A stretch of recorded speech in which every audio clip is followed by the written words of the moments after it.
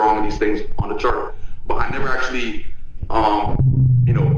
wanted to, okay, let's rewind all this data, mark it up, and play it again. I've never been that kind of person to really be into that. And I literally stuck on TradingView the entire time and just scroll back and just mark the charts that way, actually. Because I even have certain posts on Instagram, like back then, I showed that I marked up an entire month worth of data, and that alone just helped me being able to actually maintain certain trades, being able to how I'm plotting certain things, how to actually anticipate certain moves that could be happening into the market based off of what's currently being shown on the chart at a certain time.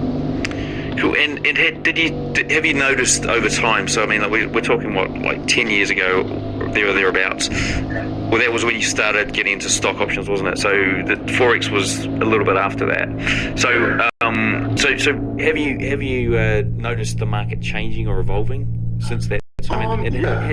Do your things still work, or like have you had to adapt them, or anything like that? So the big thing with me that people fail to understand, like I've always been the person to adapt. Like I trade every single week, you know what I'm saying? So like people that actually take time off, hey, like I'm gonna take a couple months off, then you just fucking missed 3 months of data that you could have been adapting to the new market environment. So I've always been in season. Like every single time that every single year, I'm always trading every single season. It doesn't matter if it's January, February, March, April, May. Like, I don't care because I'm actually always adapting to the market based off of volatility environments and whatnot. So I've never taken time off to the point that I neglected the charts to actually not gain something from it. You know what I'm saying? Because I feel like that's why I'm so dynamic, till this day, because, I've never taken like time off. I've always, been into the market, actually had to change or, let's say, change my style in certain ways based off of a certain period I'm trading or something based on how different volatility is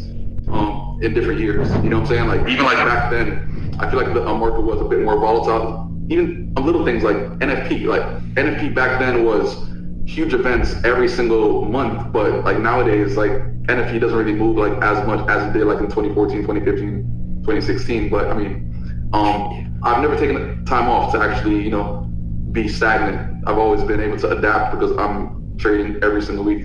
It's funny, yeah, you're right, because I was like, I thought it was NFP last night, because it's usually when I'm asleep that it's happening, and I look back, I'm like, where was it? I can't even see it on the chart now, whereas like back in when I first started trading, it was like, these massive moves and big sort of swings. So so what about, like, what I'm quite interested in is like your note taking, right? Or you're sort of writing down stuff around this information you're finding out on the charts and stuff. How did you collate that? How did you do it? Just from the sort of minutiae of, were you like using a notepad or a Google Doc or whatever?